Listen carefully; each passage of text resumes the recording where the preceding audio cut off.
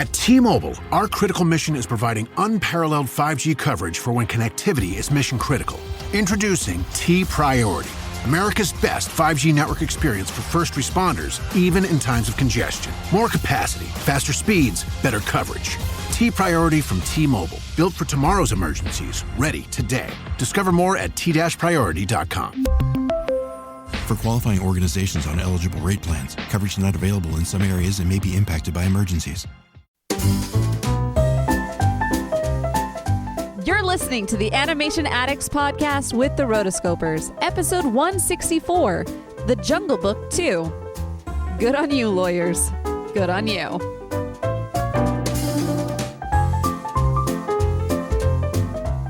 This movie was nominated by one of our patrons. If you'd like to find out how you can get one of your favorite movies nominated, head on over to rotoscopers.com/Patreon. If you're lacking fun in your life, this will fix that.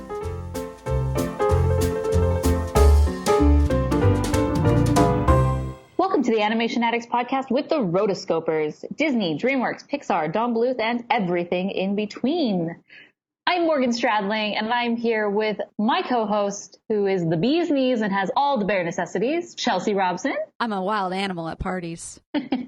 For those of you who are new to our show, the Animation Addicts podcast covers the wide world of animation. We talk about films past and present, and we are going into the past just a little bit. We're going to be talking about the film The Jungle Book 2 today, so we're going to review it, we're going to talk about it, give our thoughts on the themes, the characters, the songs, the motifs. Anything and everything is fair game for us. Well, should not say everything, but as far as The Jungle Book 2, we got you.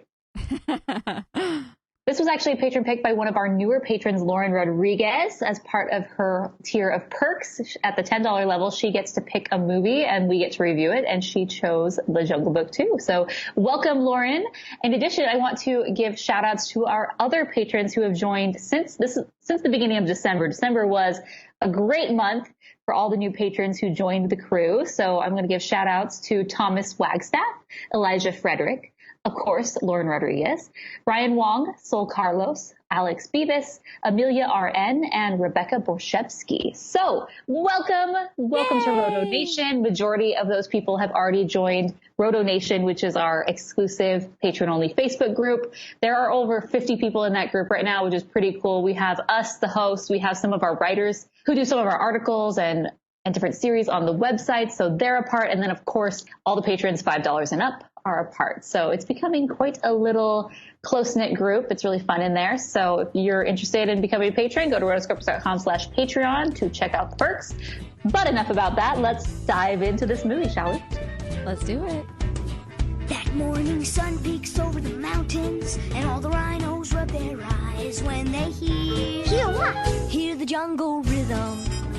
Those birds are tap, tap, tap. So The Jungle Book 2 is very interesting for me and a couple of reasons. Because this was one of the very few Disney direct-to-video sequels that actually went to theaters. So it did not go direct to video. It went to theaters and then straight to DVD, or VHS in this case. It's a very, very short list. We had the Peter Pan sequel called Return to Neverland.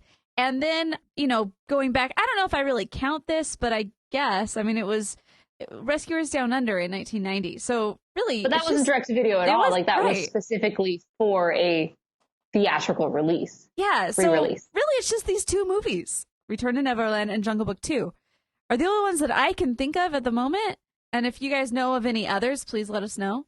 But from my searching, that's all I really found. Yeah. As far as the Disney canon. Times are changing, Chelsea, because we are getting Wreck-It Ralph 2, Frozen 2. Expect a lot more 2s theatrically in your future because Disney's realized, hey, we can do something about this, which is actually very interesting because, we've talked about these direct-to-video sequels before, and the market that just became huge in the 90s where they realized, hey, we had this big hit, this franchise. We don't necessarily want to do another big theatrical release, but we can release it on the home video market and make a killing.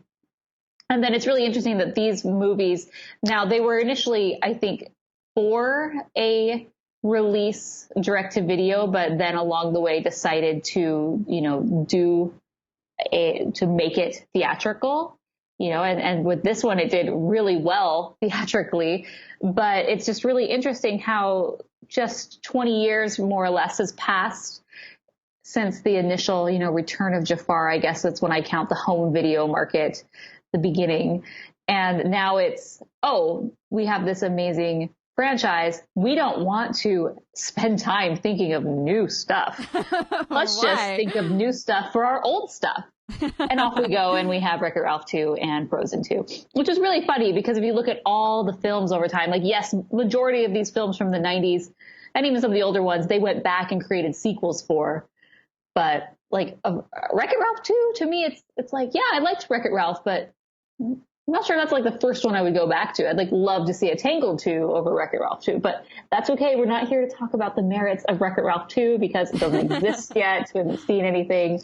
Sure, it's great. There's going to be digital princesses in there. So who's not excited for that? That's true. And Frozen is just Frozen. So, I mean, that was kind of expected.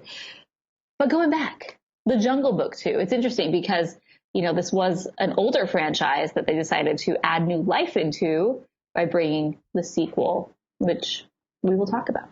I mean, you wonder, is it kind of like how Sony is really trying to hold on to Peter Parker in Spider-Man, and so every couple of years they've got to throw in their remake in order to keep the licensing. So I don't think that's the issue, but it's like, what do you think are some of the other reasons that they decided to put these, to theaters?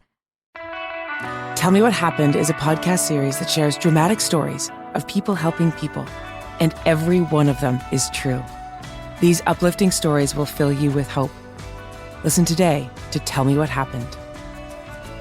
Like, for me, I was thinking, well, the Toy Story 2 came out in 1999, and so I feel like Disney was like, oh, hey, Pixar did a sequel that worked really, really well, and people loved it. And I'm sure that just overcame the sequel slump for everybody, right? No, it did not. But I think that's just something that I don't know. What do you think? I mean, money is money is money. So, yeah.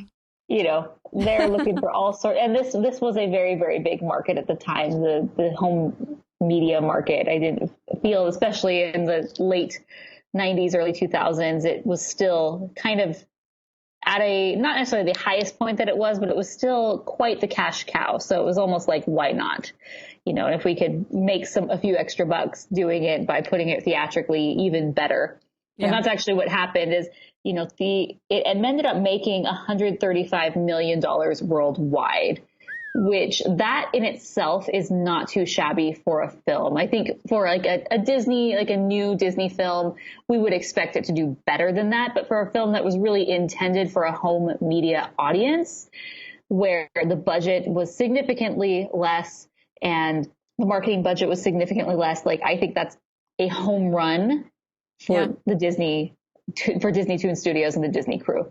So they really couldn't have asked for anything better, considering, I mean, it's not that amazing of a movie. It's not so revolutionary or groundbreaking or just this, amazing new setting. It's not that, hence for it to do, over $100 million is quite good. Here's another question I had, and I think maybe we should head on over to the nerdy couch for this. All right, let's change rooms. 1 second. Let's give us a second. All right. So here's the thing. If we could upgrade a film from direct-to-video to theater of all of the Disney direct-to-video sequels, which ones would you do? Give me 2. Aside from, because I know that you and I both are going to be picking Aladdin and the King of Thieves. How did you know? Why are you taking that away from me? So, because we're both doing that one. So 2 more on top of that. Oh, man. Okay. I have a list that I found on Wikipedia. Basically, it just has all of the lists of this. And so we're just going through and of our own, just trying to decide which ones would be the best. Yeah. Looking at this list, they're not that great. They're not. They're not ones where I'm like, wow, most amazing movie ever. Except for Aladdin. Except for King Aladdin of and King of Thieves. right? But we're looking at, just, it's basically super generic, like Bambi 2, Mulan 2, Cinderella 2, Hunchback of Notre Dame 2, Lion King 2, it's just all these 2s, 101 Dalmatians 2. Like, they're not that great. Like, I'm not really interested in seeing any in theaters other than the one that I've already mentioned, which apparently I'm not allowed to pick. I know, because we've already picked that. I mean, I'm just going to pick that one and call it a day. Okay. What have you made me pick? I think Ariel's Beginning would be a cool one to see. I know that you would do that one too. Because it's actually one of the better ones from this group. Yeah, it is. Cinderella 3 Twist in Time is actually pretty okay good. It actually was. The 3, like we were putting the 3 in theaters, but we totally just skipped out on 2. I think there might be some confused consumers in the mix. So I don't care. I'm going to do it anyway. Okay. Bad marketing decision, but here we go. All right. I'm going to go with Beauty and the Beast, The Enchanted Christmas. Oh, so fancy. Honestly, I think that one, of all of the ones on here, I was like, okay, this one had a different story. It had a really cool villain. I mean, you had Forte, who was in there just like, he was the crazy organ that for whatever reason did not get just bitter because nobody is able to appreciate him. I just liked that one. So it has good spots for me, I think. I think I would do that one. And that's it. Yeah, you made me pick 2, but you just picked one. Okay. Okay. Legit. 2, Enchanted Christmas, and then I would do. Oh, this is like Catching Fire. And Catching Fire, you're supposed to do it quick. I know. Okay. Fox and the Hound 2 actually had really good music, so. Wow, that came out of left field. So there you have it, guys. I'm interested to hear what you guys would pick. If you had to choose one of these direct-to-video sequels or threequels, which would you have make its appearance back in theaters? So. Tell me we ain't naturally it's a snap to bring out the beast in you. You'll free like the bird, it's true. All right, now let's go back to our main discussion. Let's talk about one of these, one of the lucky few that did make it into theaters, The Jungle Book 2. So before we go into that, we're going to do some general information. Of course, this comes from Box Office Mojo, IMDb, and Wikipedia. So the studio.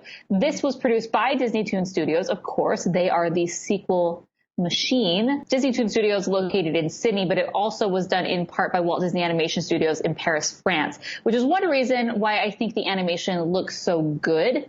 Clearly, budget was a little more than what we're used to, but that fact that Walt Disney Animation, at least the Paris division, was involved, I think adds to the caliber of this. Mm-hmm. So the directors were Stephen Trenberth, and he's known for writing many Winnie the Pooh episodes. The release date in the United States was February 14th, 2003.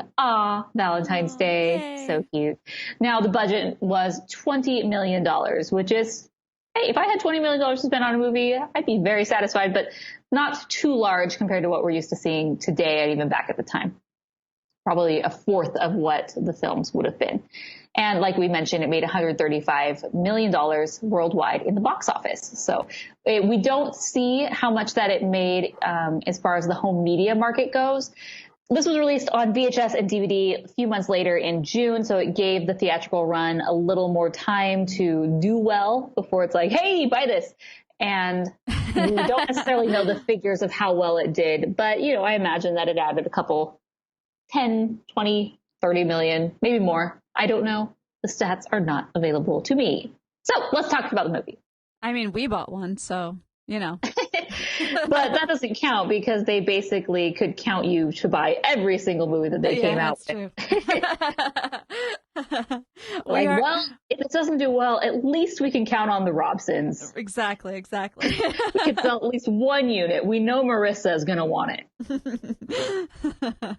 Which, can I just say another reason why I knew that you were going to choose Ariel's Beginning was because you were the one that coaxed her into getting that one.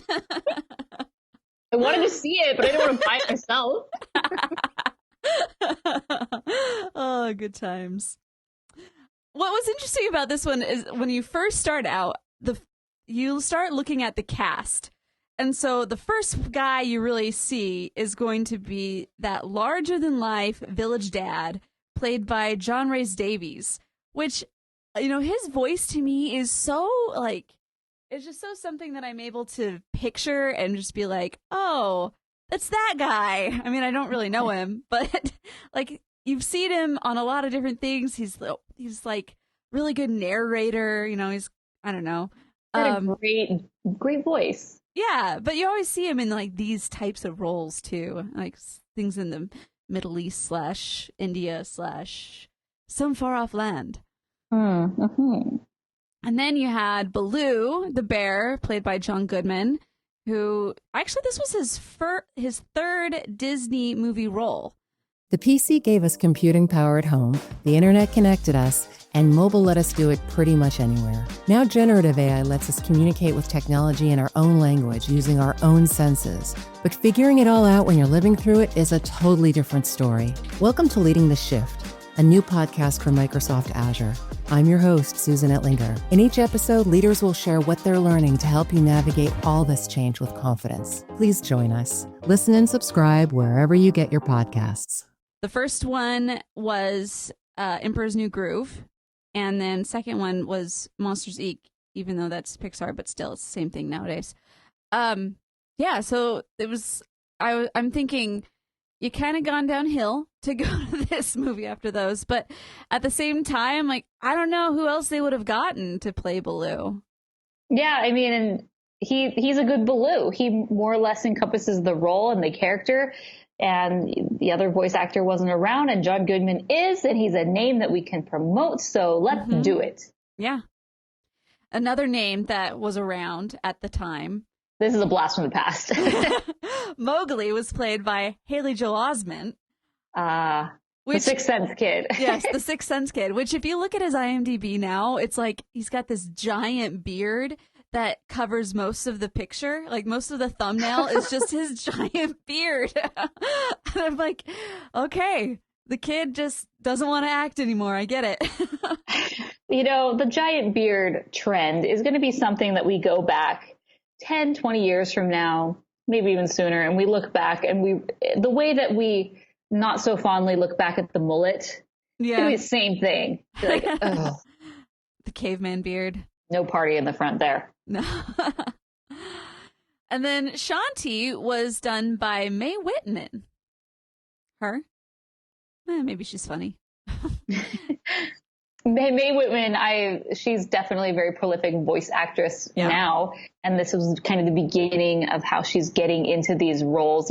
Chelsea mentioning that little quote from Arrested Development. She was a character in Arrested Development, and it was always, the same joke that she was forgotten about, or really her? Really? Okay. Don't understand why you're dating her, but sure. But she is most famously known for being Tinkerbell in the Tinkerbell series. So that's been quite a good role for her. At least it was until it dried out and they decided not to do those anymore. But she's definitely made a name for herself. And so and I think she has a really great voice. She has a very youthful, pure voice, which I like. And so I liked her in this role. I did too. Yeah. And then next we had the fabulous Jim Cummings. You can't go wrong there. Played Kaa, the fabulous. Well, that's because the original voice actor of Winnie the Pooh also played Kaa.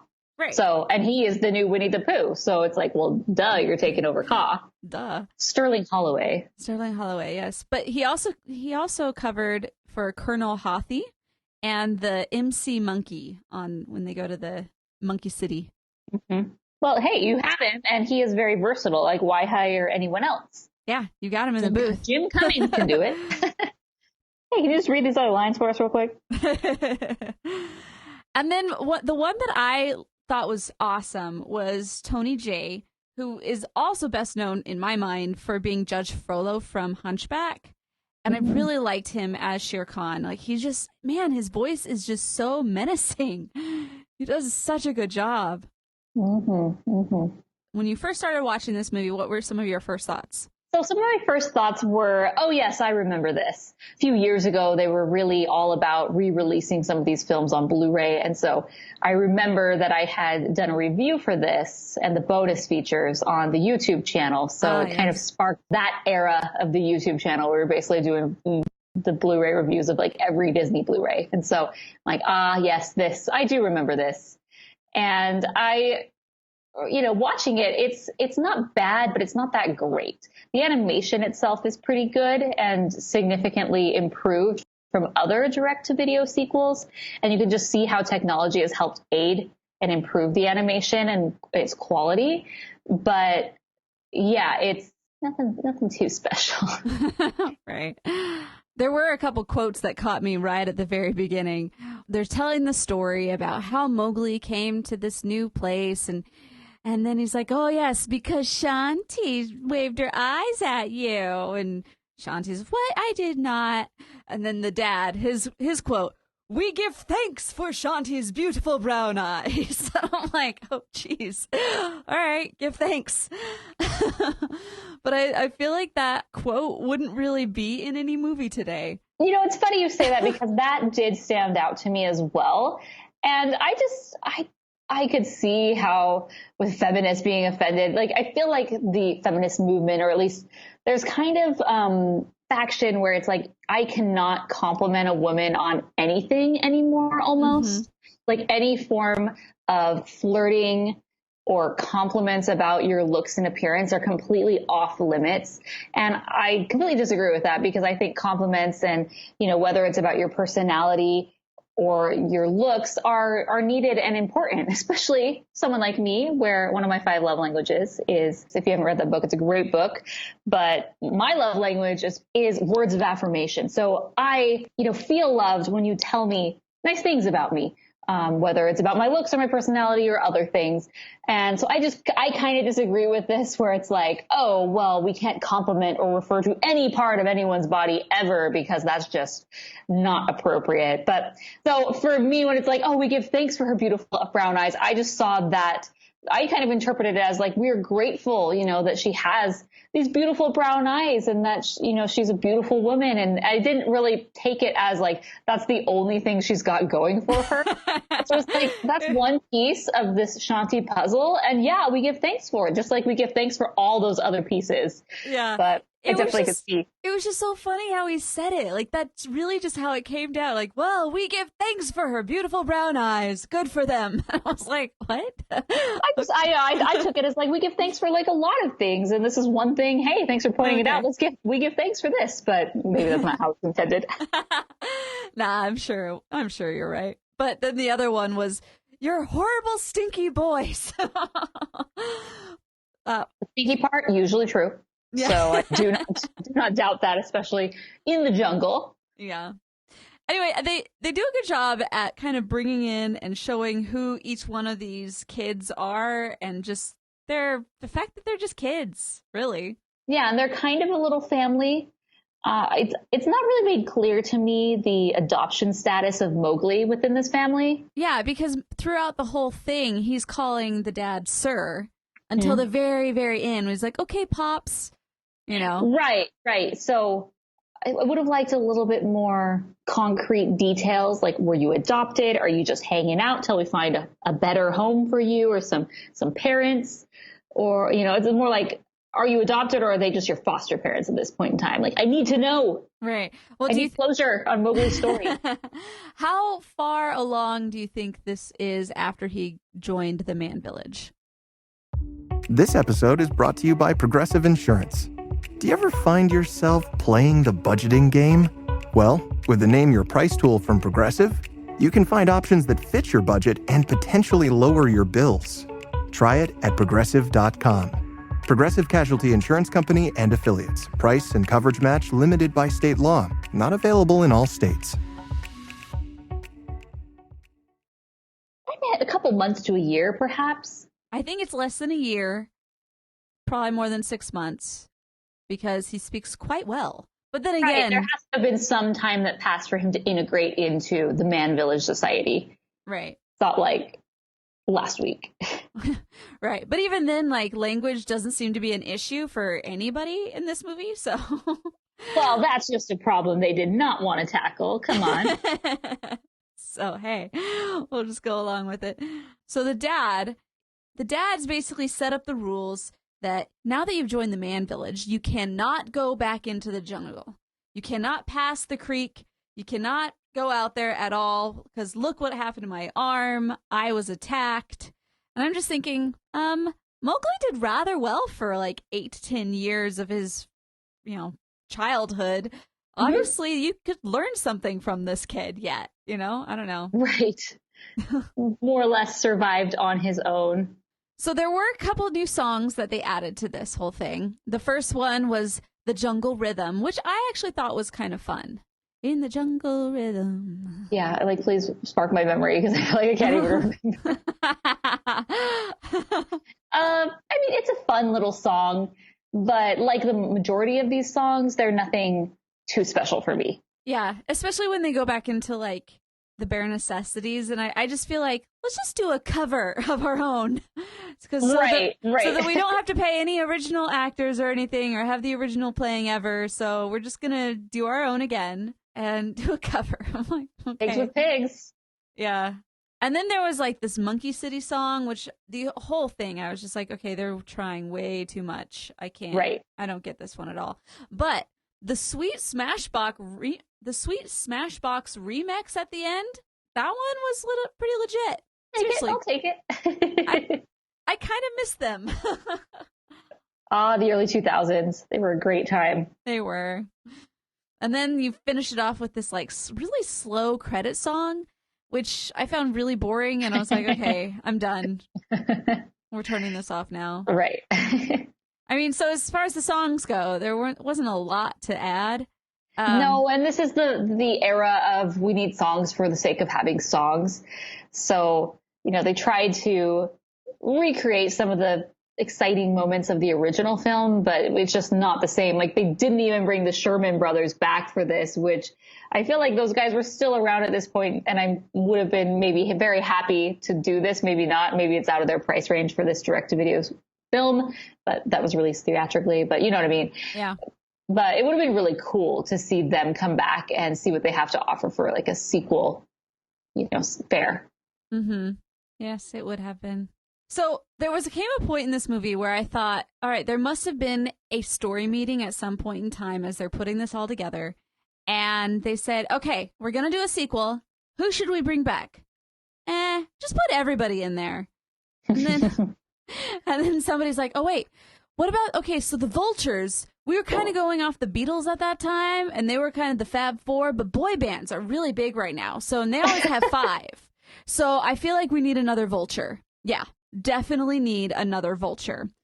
And they're like, okay, who do we get? Well, Phil Collins, of course. Phil Collins played Lucky, the new Vulture. That honestly, I just was like, no. I feel like Phil Collins was around the studio at this time. There was Tarzan and Brother Bear. So, he was the man. So they probably passed him and they're like, hey, you can sing. Want to be our Vulture? Want to be a Vulture? Yeah, they were probably like passing him in the hall and just be like, hey, you got 20 minutes? Come over here and, say some stupid things about Shere Khan. Actually, when you're looking at all of the people that were in this film, with the exception of King Louie the orangutan, Winifred the elephant, and the wolf pack, which I wish they had the wolf pack in here, everybody else was in the sequel. But the character King Louie, the reason why he was cut was because Disney would have to pay the estate of the voice actor Louie Prima for the characters to appear in the film in any form. And so that's why they're like, nah, he went skedaddle. He left. I was like, oh, geez. It's so interesting. I'm interested in what this contract was, because that doesn't happen for any of these other characters. But Louie Prima, he was this big singer. He obviously had a much better lawyer than any of the other people, because the fact that it's like he owns the character almost. Mm-hmm. That's weird. Rather than like, I just voiced this character. It's I'm wanting to dig into that more because good for him. And this basically is the same situation, more or less, with what happened with Amy Adams' character, Giselle from Enchanted, where they couldn't, other than the promotional that they were doing for the film, they couldn't use her likeness in the parks because they'd have to pay her in perpetuity for that. And I'm just like, good on these lawyers, but man, good on those lawyers. But then bad on those lawyers because, I mean, he wasn't going to get paid anyway. Like Disney was just say, okay, no, see you later. And it's interesting because we did do an episode on kind of the dual Jungle Book. Like it was the only movie where we've really done that, where we've tackled the original film and the live action remake in the same podcast. Yeah. And, King Louie does appear. And I think that's because that was a different thing. That wasn't a sequel of the animated Disney Jungle Book. It was, we are making an adaptation of Richard Kipling's book. So then it completely separates it from the original Disney one, even though like similar characters and whatnot, which then allows the estate of Louis Prima to not be able to get their grubby hands at royalty money. It's funny. Good on those lawyers, man. I feel like that's going to be that's our title. That's the title. That's the title. Yeah, and that's the problem with some of these movies and these direct-to-video sequels. And when they start hitting the same notes that they hit on the original without really adding much new, with this one, it's, okay, the first movie, Mowgli is in the jungle. He's having to survive. He's grown up living in the jungle, but now it's time for him to go back to the man village. And so it's his story of him eventually getting there. With this, he's in the man village, but he wants to go back to the jungle, which I get, but then it's, let's hit the same highlights and points that we did in the original film, which basically backwards, or mixed up. You're going to visit the elephants. We're going to visit Baloo. Shere Khan's going to make an appearance again. We're going to go back to the old monkey palace, even though the monkeys aren't there. Or not the monkeys, but King Louie himself, right? Right. And as a result, it just doesn't really add anything, and they have songs, just throwing them in because like we need songs. And it would have, if they were going to go back to the jungle, I just would have loved them to just explore something new, like maybe just have Bagheera and Baloo, but then like new characters. Yeah. But that's the whole reason for these sequels is we're just capitalizing on what was great from the first. But not all of them are that way. I don't feel like Aladdin and the King of Thieves, which I'm always going back to because it was just so different and explored. There were the elements that you needed to have, like we need the genie, we need Jasmine, and we need Aladdin and Iago. Our main group, Abu.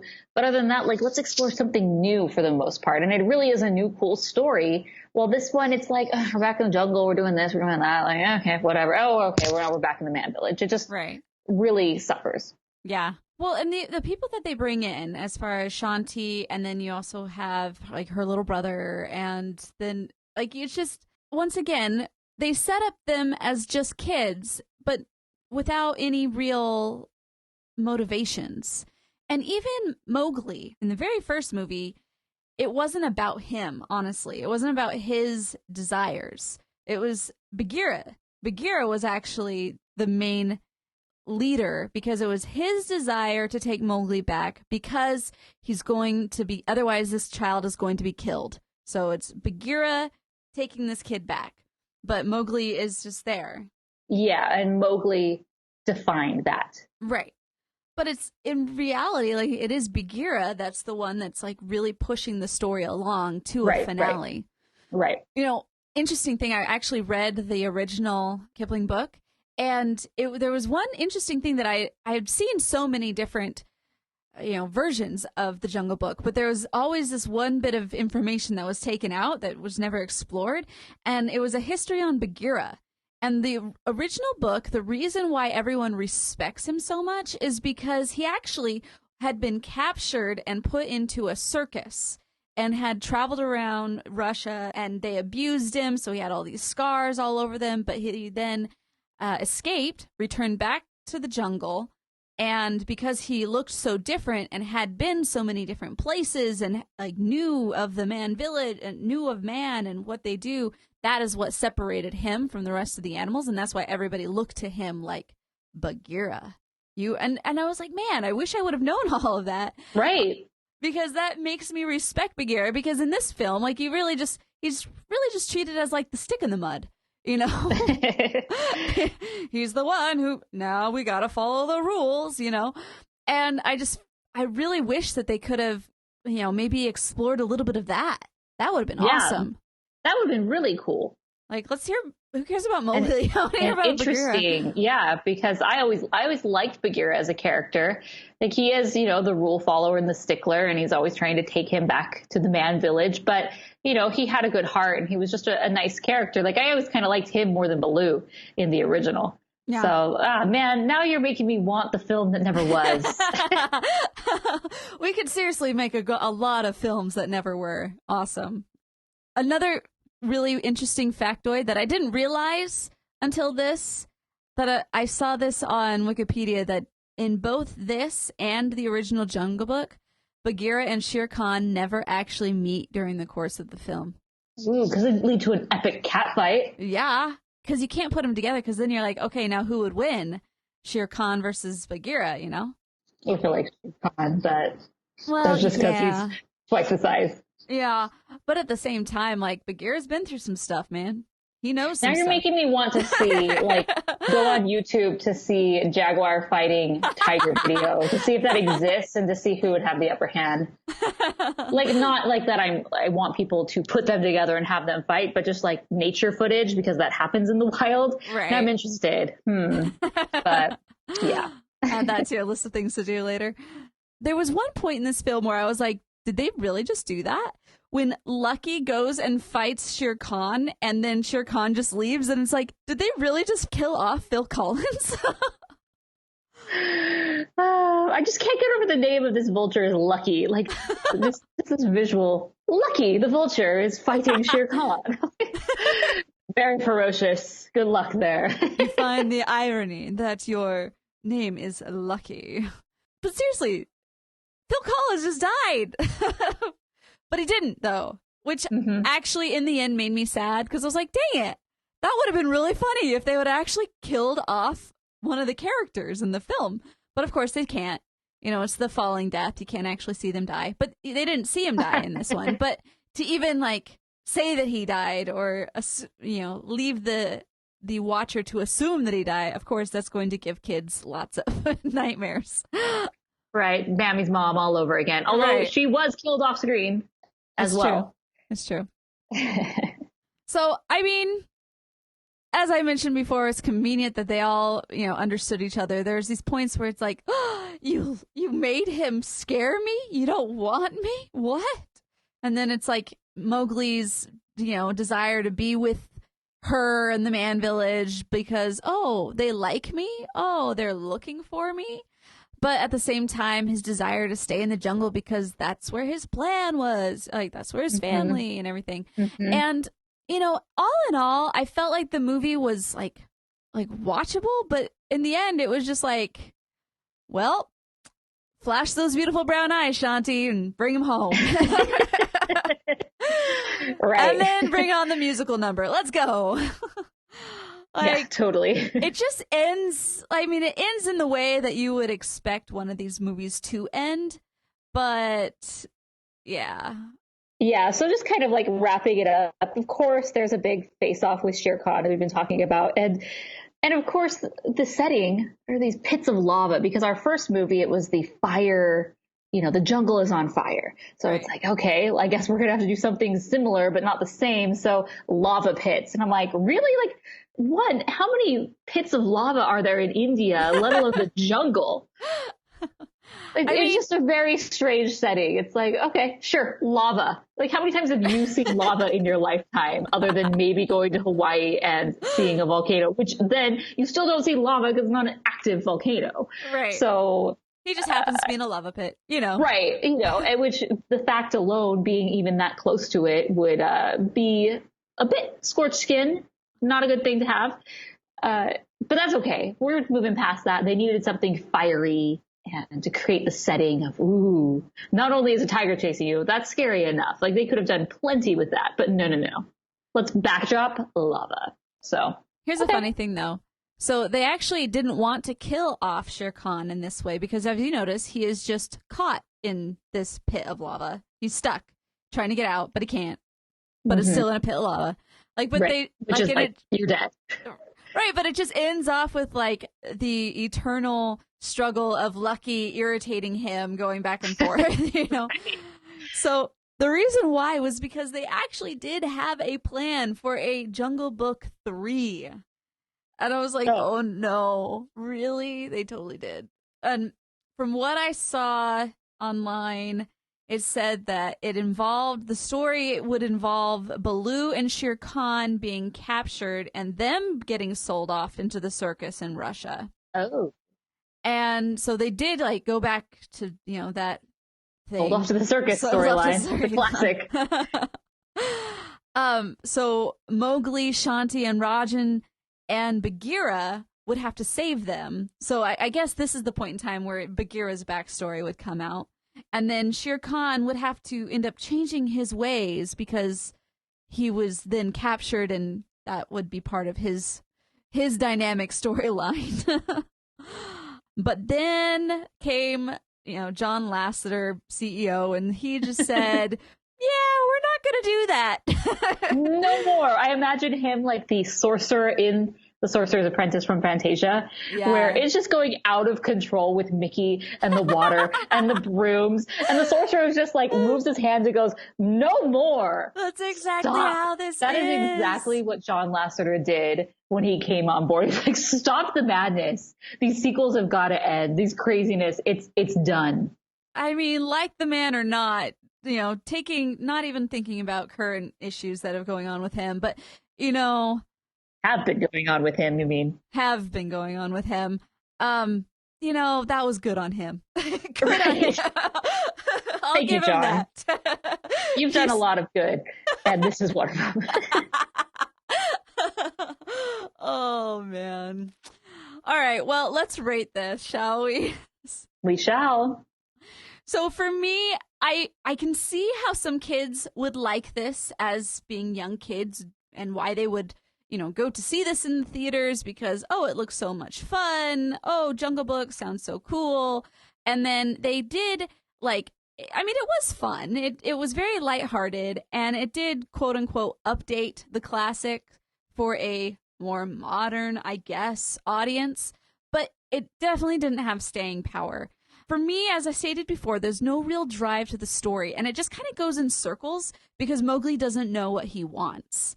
You know, the best stories, in my opinion, are the ones with like clear desires and a clear ending in mind. Whether or not you get to that ending and learn something along the way is not part of it, doesn't really matter. But the fact that you had a clear destination helps. But really, I mean, he just showed up as a wandering kid, and it just wandered around, and he didn't really have a real destination. And like I said, Bagheera was the main protagonist that moved the story along in the one before. So without him, it just kind of wanders. Every day I'm wandering. I give this 2.5 stars. It's watchable, but really the Smash Mouth remix is probably the only thing that I'm going to take from the film. That's another sign of the times as well. Yeah, this movie, while I like the characters from the original, and I do like the original, it's not my favorite Disney of all time, but it is good to watch. This one really just doesn't try very hard to be anything different than the original. They throw in a new character, which is Shanti, and we see her from time to time, but it's not really like they're together, like from the very beginning. It's like Mowgli's doing his thing, and she sometimes appears. Right. To save him and whatnot. Like, I'd rather, and the way that this is kind of, if you look at the cover or previous covers of this, it's like both of them together. Like, wouldn't it be so much cooler to have them both, like, get stranded in the jungle somehow and have to find their way home? And maybe they're torn because he thinks the jungle is his home while she absolutely knows the jungle's not her home and wants to go back. And so, like, they're stuck together. They need to work together, but they have these two different goals, right? And at the end, we could have seen them come together and realize what their true home is, which is for him and her, it's the man village. It's where they belong. And like, I just wrote basically the plot for the sequel that would have been so much more compelling. Yeah. Because there was this character who we see, yes, she's batting those beautiful brown eyes, praises, in the first one, and she's just kind of this mysterious character. And then we have the opportunity to have her in this one, but we see her, and she's ultimately the one, fighting Shere Khan. And so it kind of trivializes everything that he did in the original film because she can just come along and do it. And apparently anyone can beat Shere Khan, so apparently Shere Khan isn't that great of a foe. I don't know, when these two little kids can just destroy him, finish him. Not finish him because, we never actually see that death. We need a trequel. That's what the threequel's for. And yeah, it was just something that I would have liked to have seen more. I would have seen them link up and work together and then visit something new characters, new scenery, new obstacles, rather than to go back and rehash everything that we've already seen. So like you said, I'm going to rate this 2.5 stars. It's not the worst movie ever. It's definitely not the best, but it's tolerable and watchable, but just not my favorite. And I don't need to really go back and watch it for a while. Nope. If that. Nope. All right, let's go into voicemails. Hello, this is Alex calling in to give my review of The Jungle Book 2. Of all the Disney sequels that were released in the 90s and 2000s, it puzzles me as to why Disney thought that this film was worthy of a theatrical release, whereas a sequel such as The Lion King 2, which is, in my opinion, much better than this film, was released straight to video. Nevertheless, this is not an awful film. There are much worse Disney sequels, and there are some redeeming qualities. The songs are pretty good, and I enjoyed the voice acting very much, especially John Goodman as Baloo. However, the animation definitely received a downgrade from the 1967 original, and the story was very similar. I almost felt like I was watching the exact same movie. Overall, I give this film 2.5 stars out of 5. It's certainly not the worst Disney sequel, but I know that it could have been better. Bye. Hi, Rotoscopers. I'm Sol, and this is my quick review of the Jungle Book 2. So, first of all, I really like the character Shanti. She's just a great role model for girls. She's really smart and really brave. You can see her bravery in a lot of scenes, but that scene with the Shere Khan, when she's kind of like thinking ways to get rid of him, it's really admirable. And I think, for an older Disney film, it's really cool that they have such a, not just Mowgli be the brave one, but her.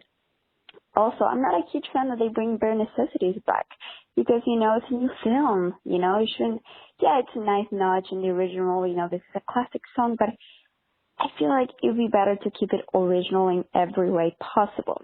And I really like the ending that, even though Mowgli accepts his life as a human, he still goes back to, his other family. And I think it's really nice to see that. Thank you so much for listening, and I can't wait to listen to the episode. Bye. Hey you guys, it's Lauren. I'm really happy that you're doing Jungle Book 2. It's one of my favorite Disney sequels next to Lion King 2, Simba's Pride. But I digress. I saw it in theaters probably, I want to say, close to 50 times. And I am honestly not exaggerating. It just grabbed me and pulled me in from the very beginning. I know I wrote most of this in the Ruination group, so I'm not going to rehash the whole thing, but I loved Shanti, as you know. She is incredible, and I loved what they did with her. I loved how they developed her character more. And then we actually got to see a personality, and we got to see what scared her. We got to see her moment of bravery, even though they didn't put bravery in the actual movie. And we got to see just her friendship with Mowgli and the fact that she really did care about him despite the fact that he got on her nerves. She felt like he was being a bad influence on Aranja and all this other stuff, and he had a whole new other way of life that she had always been told when she was younger. It's dangerous, the jungle's dangerous, don't go in there, things will happen. And then she finally had to make that trek and just say, okay, I'm doing this for him, even though I'm very angry at the fact that he left when he shouldn't have. I'm going to go in and find him because he's my friend. So that's a lesson that we all can learn from. And that's why Shanti is my favorite character in the movie. Now, I love Bagheera, but I've always loved him since the first movie. So he counts, but in a way he doesn't count because, like I said, he was in the first movie and he was awesome. But thank you so much for doing this movie, and I hope you guys liked it, and I'm excited to hear your thoughts. And also, I wanted to say that I'm really glad to be a patron now. I'm enjoying supporting you guys and being a part of your community and just being able to help you out in that way. So thanks for allowing me to, and I will talk to you guys later. Hello, Rotoscopers. This is Ryan from San Francisco. I just discovered your podcast and really love it. One of the first podcasts I listened to was the review of Up from Pixar, and I thought you'd be interested to know that I got to meet the real-life inspiration behind Russell. Now, Russell and his family were neighbors with the director, and Russell and the director's son would often participate in the same activities, I believe like soccer and Cub Scouts. So when Russell was complaining on the plateau, it was the same kind of complaints you'd hear from Russell when he was hiking around with the Cub Scout group. Some other things I'd like to let you know, Russell's father is not a deadbeat dad. Actually, Russell's parents are wonderful people, and it's a wonderful family. So I thought you'd be interested to know that, and I really love your podcast, and keep up the good work. Well, thank you so much. Also to Ryan for that awesome information on the movie Up. That's really good to know about that. I like hearing those behind the scenes. Yeah, me too. All right, guys. Well, this was a fun time. I'm glad that Morgan and I were able to get together and talk about the movies that never were and what we would have done. And also thank you, Lauren, for suggesting that we do this movie, because it was actually a good time for us to sit down and go through it.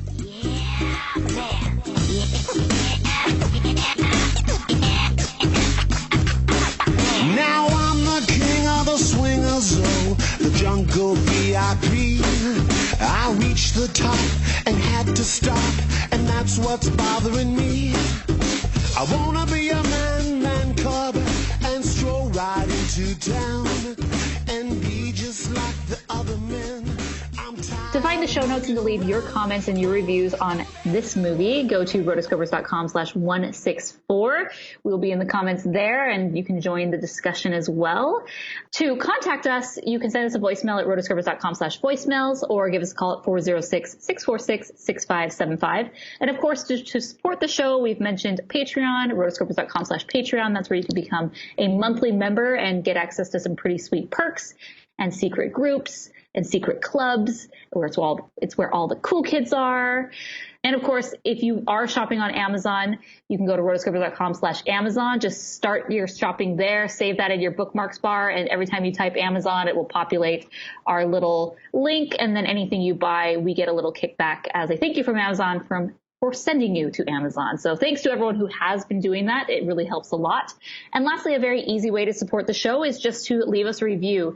You can go to iTunes and leave us a review there. I'm going to read 2 5-star reviews that we recently received. One is from Litty Animator, and the title is It's Lit, 5 stars. And it says, "Yo, I'm an animator and this is lit."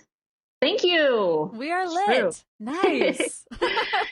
The other one is from Insomniac Tiger. It's a 5-star review. It says, "Love this!" ! And they say, "I absolutely love this podcast. I've listened to every episode and some multiple times. While they are not just a Disney podcast, those are definitely my favorite episodes, with the exception of the Iron Giant episode." Ooh, going back to episode 2. Love it. Actually, I just love them all. But I'm definitely missing Mason on these later episodes. Hope to hear him again soon. Morgan and Chelsea are wonderful, but Mason's sense of humor is much missed. Thank you, Insomniac Tiger. I definitely agree. We miss Mason so much. He's hilarious. We need to find a Mason too. If anyone knows a Mason too, a Mason clone or a Mason robot, please hit us up, because I love the balance that he provided. But thanks for sending that in. And just so you guys know, our next episode, it's another patron pick. We're going to be reviewing Captain Underpants, the first epic movie.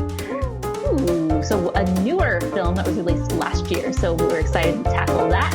And until next time, we are the Rotoscopers.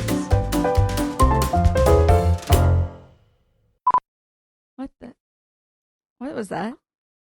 Sorry. I'm trying to eat real fast before we officially record, since this is my lunch, unfortunately. No, but did you... Oh, dang it. Hold on. I'm like, why am I hearing things? Because you could be crazy. No, it's because a random window is playing a YouTube video. And I can't find it. Where'd it go? Here. You. Turn you off, because I do not need to use you. Okay. I'm feeling a little less flustered right now.